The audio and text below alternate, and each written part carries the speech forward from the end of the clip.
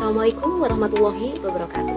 Perkenalkan, nama saya Elsa Masito, Prodi PGSD di Universitas Terbuka UPBJJ Serang.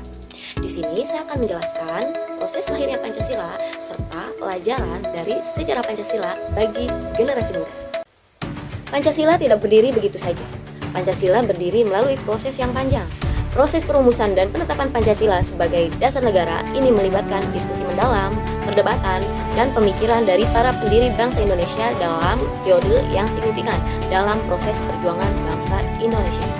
Proses perumusan Pancasila sebagai dasar negara Republik Indonesia berawal dalam sidang Badan Penyelidikan Usaha-Usaha Persiapan Kemerdekaan Indonesia atau BPUPKI yang pertama berlangsung dari tanggal 29 Mei hingga 1 Juni 1945. Dalam sidang ini, beberapa tokoh bangsa menyampaikan gagasan-gagasan mereka tentang dasar negara Indonesia merdeka. Seperti Muhammad Yamin pada tanggal 29 Mei 1945 dan Supomo pada tanggal 31 Mei 1945 adalah di antara tokoh yang mengajukan usulan rumusan dasar negara. Peristiwa penting yang terjadi pada tanggal 1 Juni 1945 yaitu lahirnya istilah Pancasila.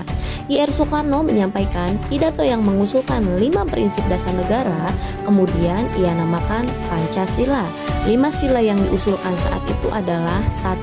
Kebangsaan Indonesia, 2. Internasionalisme atau perikemanusiaan, 3. Mufakat atau demokrasi, 4. Kesejahteraan sosial, 5. Ketuhanan yang berkebudayaan. Nah, tanggal 1 Juni inilah yang kemudian diperingati sebagai hari lahirnya Pancasila. Setelah sidang pertama BPUPKI, dibentuklah Panitia 9 untuk merumuskan naskah dasar negara yang lebih rinci. Pada tanggal 22 Juni 1945, Panitia 9 menghasilkan rumusan yang dikenal sebagai Piagam Jakarta, yang di dalamnya terdapat rumusan 5 sila dengan sila pertama berbunyi ketuhanan dengan kewajiban menjalankan syariat Islam sebagai pemeluk-pemeluknya.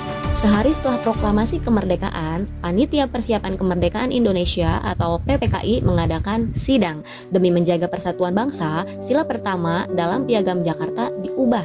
Kalimat dari dengan kewajiban menjalankan syariat Islam bagi pemeluk-pemeluknya dihilangkan dan diubah menjadi ketuhanan yang Maha Esa. Nah, pada tanggal 18 Agustus 1945, rumusan akhir Pancasila disahkan sebagai dasar negara dan termaktub dalam pembukaan Undang-Undang Dasar 1945 yang berbunyi 1. Ketuhanan yang Maha Esa, 2. Kemanusiaan yang adil dan beradab, 3. Persatuan Indonesia, 4. Kerakyatan yang dipimpin oleh hikmat kebijaksanaan dalam permusyawaratan atau perwakilan, 5. Keadilan sosial bagi seluruh rakyat Indonesia. Nilai-nilai penting dari pidato I.R. Soekarno yaitu meliputi semangat persatuan dan kesatuan, anti kolonialisme dan anti imperialisme, serta gagasan kemerdekaan yang didasarkan pada prinsip-prinsip dasar negara seperti Pancasila. Beliau juga menekankan pentingnya gotong royong, musyawarah untuk mufakat, serta kesejahteraan sosial bagi seluruh rakyat Indonesia. Sejarah Pancasila mengajarkan kita sebagai generasi muda dan generasi penerus bangsa untuk menjunjung tinggi nilai-nilai luhur seperti persatuan, kemanusiaan, demokrasi, keadilan sosial, dan ketuhanan yang Maha Esa sebagai pedoman hidup bangsa Indonesia. Pancasila juga mengajarkan kita untuk menghargai keberagaman, hidup rukun dalam perbedaan, serta menjadi dasar untuk menciptakan masyarakat yang bersatu, beradab, dan sejahtera.